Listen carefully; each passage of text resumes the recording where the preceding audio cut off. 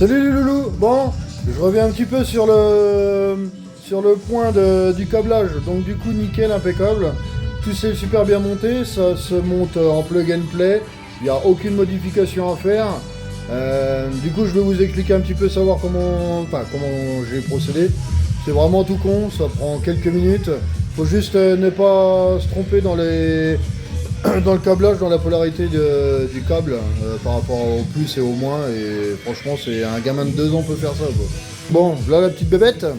Donc, je vous ai dit la dernière fois en vidéo, justement, le quadlock, il se monte là, enfin il est là, je veux dire. Donc du coup, mon câble passe derrière, hop, il a cheminé là, il arrive là, il passe en dessous, le voilà. Bon alors vous inquiétez pas, pour le moment le montage, je suis en mode un peu ouin. C'est du provisoire, il faut que je repasse mon câble et mon faisceau correctement.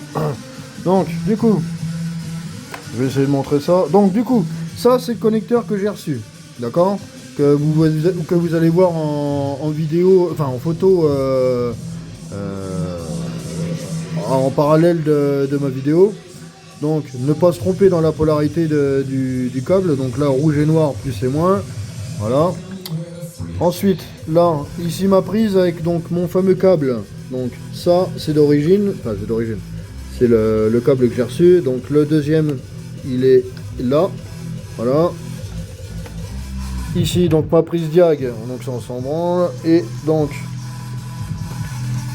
le fameux port USB d'origine à la moto. Donc lui il est fonctionnel, c'est-à-dire, je m'explique, j'ai repris la prise d'origine Honda, donc de la moto, je me suis branché avec mon faisceau qui est la prise juste en dessous un peu là-bas, hop, lui je suis venu l'alimenter, hop, lui il fonctionne, impeccable.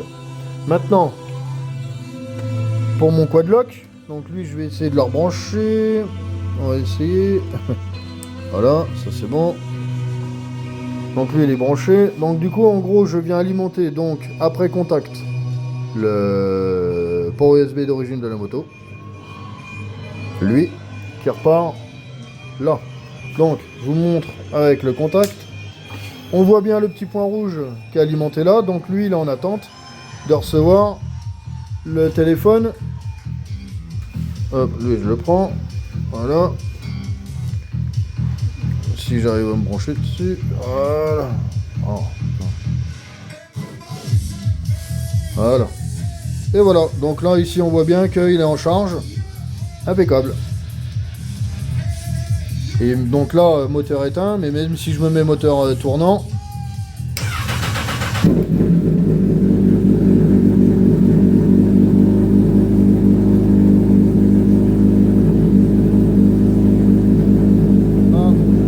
on voit bien qu'il était en train de charger là.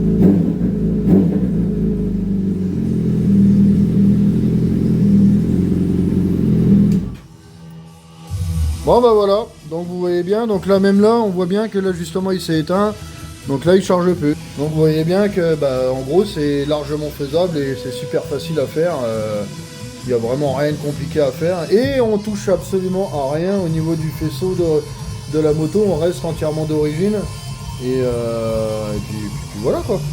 Bon allez, bon allez, tous les copains.